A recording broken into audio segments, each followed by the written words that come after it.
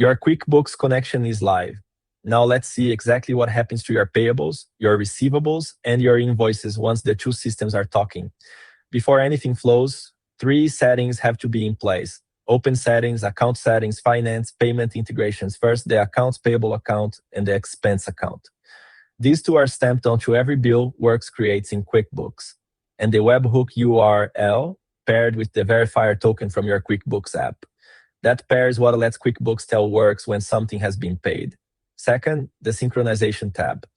Run vendor sync matches your Works users to QuickBooks vendors by email address.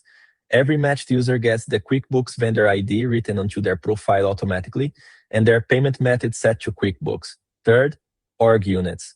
Each Works org unit is mapped to a QuickBooks customer and to a product or service. That mapping decides who the invoice is addressed to and which line item it uses. With those 3 in place, let's create a payable.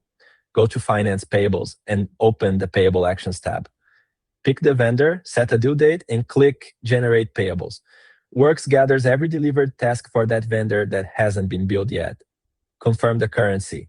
Leave conversion switched off, and the payable is created in the task's own currency. The payable arrives in pending approval. Tick it, open the Actions panel, and choose Approve. That is the moment it is pushed to QuickBooks as a bill.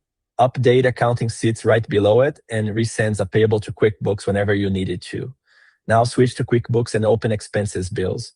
The bill is already there with your vendor, the amount, and the due date you set. Look at the category.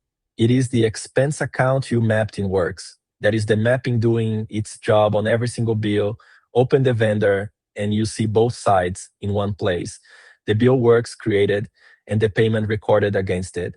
And that is the return trip. The moment you mark the bill as paid in QuickBooks, the webhook fires. Back in Works, the payable is already paid. Nothing retyped, nothing reconciled by hand. Receivables work the same way, in the other direction. Deliver a project and Works raises the receivable against that project's org unit. Finance, receivables, the number, the org unit, the amount, and the status. On the QuickBooks side, that receivable is already an invoice. Open it. The customer is the QuickBooks customer. Your org unit is mapped to, with the invoice date and the due date carried straight across. The line uses the product or service from that same mapping, and the description carries the Works receivable number, so any invoice traces back to the job that produced it.